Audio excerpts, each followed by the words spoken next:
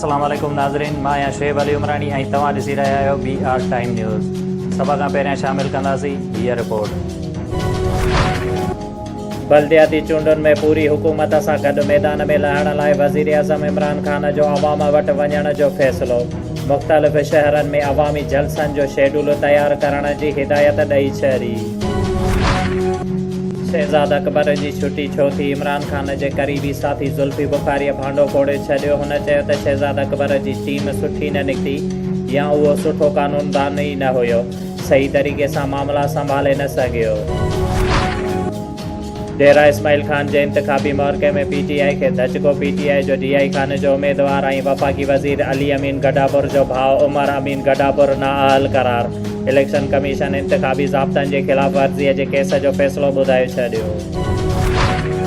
अदम एतमाद लाइ नवाज़ शरीफ़ जी रज़ामंदी मिली वई। अपोज़िशन जे ॿिनि वॾियुनि जमायतुनि हुकूमत जे इत्तेहादनि खे हदफ़ ठाहे वरितो। आसिफ़ ज़रदारी अॼु लाहौर में काफ़ लीग जे चौधरी बिरादरियुनि सां मुलाक़ात कंदो ऐं उन्हनि जे डिनर में शिरकत कंदो। समूरी अपोज़िशन चेयरमैन सेनेट खां नाख़ुशि, पर उन खे कढण लाइ तयारु नाहे। अपोज़िशन लीडर यूसुफ रज़ा गिलानीअ जी ज़ेर सदारत मुतहदा अपोज़िशन जे इजलास में चेयरमैन सेनेट जे किरदार ते गुफ़्तगू शिकायतूं चेयरमैन सेनेट पार्लियामेंट ऐं मीडिया जे साम्हूं आणण लाइ बरुकनी कमेटी ठाहे वरिती। क़ौम ॼाणे थी त PGM ठाहिण वारा केरु हुया, टोड़ण वारा केरु हुया। धोखो कंहिं कयो? शाह महमूद कुरैशीअ जो PPI नून लीग ते रद्द अमल।